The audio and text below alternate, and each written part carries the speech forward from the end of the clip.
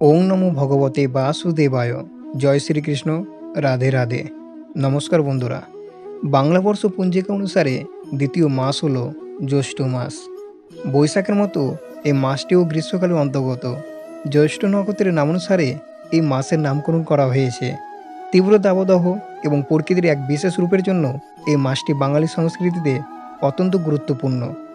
জ্যৈষ্ঠ মাস চলাকালীন এই 4টি সময় তুলসী গাছের গোড়ায় জল দেবেন না, না হলে পরিবারে অমঙ্গল ঘটবে এবং পরিবারে কখনোই সাংসারিক আর্থিক লাভ হবে না এবং সেই বাড়ি থেকে মা লক্ষ্মী আশীর্বাদ ফলপ্রাপ্ত হবে না।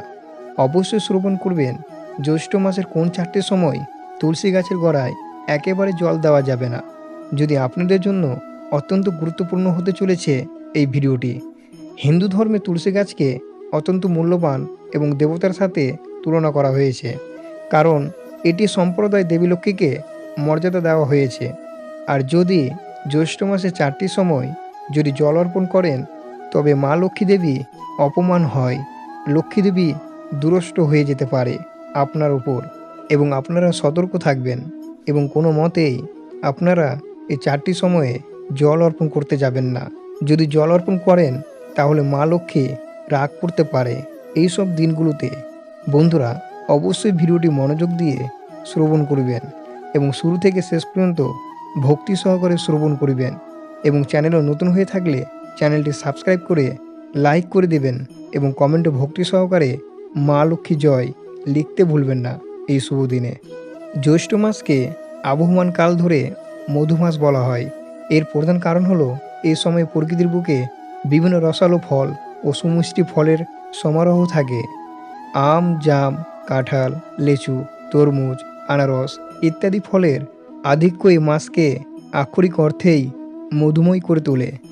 জ্যৈষ্ঠ মাসে বেশ কিছু গুরুত্বপূর্ণ ধর্মীয় ও সামাজিক আচার অনুষ্ঠান পালিত হয়, যা বছরের অন্যান্য সময়ের থেকে এই মাসটি আলাদা করে।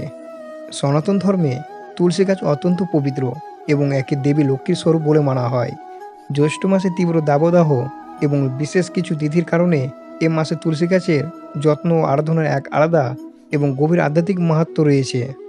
জ্যৈষ্ঠ মাসে প্রচণ্ড গরমে তুলসী গাছকে শুকিয়ে যাওয়ার হাত থেকে বাঁচার একটি বিশেষ নিয়ম পালন করা হয়।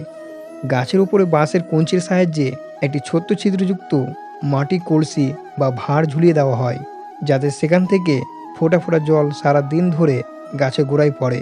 শাস্ত্র মতে গ্রীষ্মের এই দাবদাহে তুলসী দেবীকে শীতল রাখলে গৃহে সুখ, শান্তি ও লক্ষ্মীর কৃপা অবিচল থাকে। জ্যৈষ্ঠ মাসই হিন্দু পঞ্জিকার অন্যতম কঠোর ও পুণ্যদায়ী নির্জলা একাদশী পালিত হয়। ভগবান বিষ্ণু যে কোনো পুজোয় তুলসী পাতা অপরিহার্য। এই মাসে শ্রীবিষ্ণুকে তুলসী পাতা ও চন্দন অর্পণ করলে অশেষ পুণ্য লাভ হয় এবং জীবনের সমস্ত বাধা বিপত্তি দূর হয় বলে বিশ্বাস করা হয়।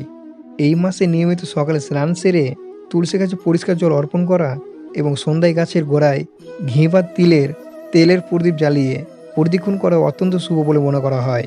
এটি গৃহের বাস্তুদোষ খণ্ডন, ইতিবাচক শক্তি সঞ্চার করে। জ্যৈষ্ঠ মাসেও তুলসীর সাধারণত নিয়মগুলো কঠোরভাবে মেনে চলতে হয়, যেমন রবিবার, একাদশী তিথি, চন্দ্র ও সূর্যগ্রহণের সময় তুলসী পাতা ছেঁড়া সম্পূর্ণ বর্জনীয়। এছাড়াও অকারণে বা স্নান না করে তুলসী গাছ স্পর্শ করাও অনুচিত। আমরা জেনে নেব এই 4টি সময়ে তুলসী গাছের গোড়ায় জল দেবেন না, না হলে পরিবারে অমঙ্গল ঘটবে এবং পরিবারের কখনোই সাংসারিক আর্থিক লাভ হবে না। সনাতন ধর্ম ও শাস্ত্রীয় বিশ্বাস অনুযায়ী তুলসী গাছে জল দেওয়া বা পাতা তোলার ক্ষেত্রে কিছু নির্দিষ্ট দিন নিষিদ্ধ বলে মানা হয়। মূলত এই 4টি সময়ে তুলসী গাছে জল দেওয়া বারণ। রবিবার, শাস্ত্র মতে রবিবার তুলসী দেবী ভগবান বিষ্ণুর জন্য ব্রত পালন করেন এবং বিশ্রাম নেন, তাই এই দিনে তাকে জল দিয়ে বিঘ্ন ঘটানো অনুচিত বলে মনে করা হয়। একাদশী, প্রতি মাসে শুক্লপক্ষে এবং কৃষ্ণপক্ষের একাদশী তিথিতে তুলসী দেবী ভগবান বিষ্ণুর জন্য নির্জল উপবাস করেন বলে বিশ্বাস করা হয়, তাই এই দিনে জল দিলে তার উপবাস ভঙ্গ হয় বলে মনে করা হয়। দ্বাদশী, অনেক হিন্দু পরিবারে একাদশীর পরের দিন অর্থাৎ দ্বাদশী তিথিতেও তুলসী গাছে জল দেওয়া নিষেধ। মনে করা হয় একাদশীর নির্জল উপবাসের পর দেবী ক্লান্ত থাকেন, তাই এই সময়েও তুলসী গাছে জল দেওয়া যাবে না। সূর্যগ্রহণ ও চন্দ্রগ্রহণ, গ্রহণের সময় এবং গ্রহণের অশুভ সময় চলাকালীন তুলসী গাছে স্পর্শ করা বা জল দেওয়া শাস্ত্রীয়ভাবে নিষিদ্ধ করা হয়েছে। জল দেওয়ার পাশাপাশি এই দিনগুলোতে তুলসী পাতা তোলাও মহাপাপ বলে গণ্য করা হয়েছে। এছাড়াও অনেকে মঙ্গলবার এবং শুক্রবারকেও তুলসী পাতা তোলার জন্য অশুভ মনে করা হয়। সূর্যাস্তের পর তুলসী গাছে জল দেওয়া বা পাতা তোলা একদমই উচিত নয়। জ্যৈষ্ঠ মাসের প্রচণ্ড গরমেও এই শাস্ত্রীয় নিয়মগুলো অনেকেই ভক্তনিষ্ঠার সাথে পালন করলে তবে গাছের প্রাণ বাঁচাতে শাস্ত্র করা ভোরের দিকে বা নিশ্চিত সময়ের আগে পরে জল দেওয়ার পরামর্শ দিয়ে থাকেন। সনাতন ধর্ম ও বাস্তুশাস্ত্র অনুযায়ী তুলসী গাছে জল দেওয়া একটি নির্দিষ্ট এবং শুভ সময় রয়েছে। সঠিক সময়ে এবং শুদ্ধ নিয়মে জল দিলে গৃহে ইতিবাচক শক্তি সঞ্চার হয় এবং মানসিক শান্তি বজায় থাকে। সর্বোত্তম সময় হলো সকালবেলা।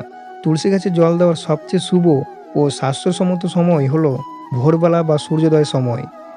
আদর্শ সময় সূর্যোদয়ের ঠিক পরপর বা সকালের দিকে, সাধারণত সকাল 5টা থেকে সকাল 8টার মধ্যে জল দেওয়ার সবচেয়ে ভালো সময়। সকালে ঘুম থেকে উঠে স্নান সেরে পরিষ্কার পোশাকে তুলসী গাছে জল দেওয়া উচিত। স্নান না করে অপরিষ্কার অবস্থায় বা বাসি কাপড়ে তুলসী গাছে স্পর্শ করা বা জল দেওয়া শাস্ত্রীয়ভাবে অনুচ্ছেদ করা হয়েছে। সূর্যাস্তের পর বা সন্ধ্যাবেলা তুলসী গাছে জল দেওয়া একেবারে উচিত নয়। সন্ধ্যায় তুলসী তলায় জল দেওয়ার পরিবর্তে গাছের গোড়ায় ঘি বা তেলের প্রদীপ এবং ধূপকাঠি জ্বালানো শুভ বলে মানা হয়েছে। জ্যৈষ্ঠ মাসের মতো প্রচণ্ড গরমে যদি মাটি খুব শুকিয়ে যায় তবে দুপুরে করা রোদে জল না দিয়ে বিকেলে সূর্যাস্তের বেশ কিছুক্ষণ আগে সামান্য জল দেওয়া যেতে পারে। তবে শাস্ত্রীয় আরাধনার জন্য সকালের সময়টি প্রধান। পূর্ব বা উত্তর দিকে মুখ করে তুলসী গাছে জল অর্পণ করা বাস্তুশাস্ত্র অনুযায়ী সবচেয়ে শুভ বলে মনে করা হয়। তামা, পিতল বা মাটির পাত্র ব্যবহার করা একদম খুবই ভালো এবং গাছের গোড়ায় ধীরে ধীরে জল ঢালা উচিত। প্রয়োজনে অতিরিক্ত জল দিয়ে গাছের গোড়া ভাসিয়ে দেওয়া উচিত নয়। এতে গাছের শিকড় পচে যাওয়ার সম্ভাবনা থাকে। এর ফলে গাছটি মারা যেতে পারে।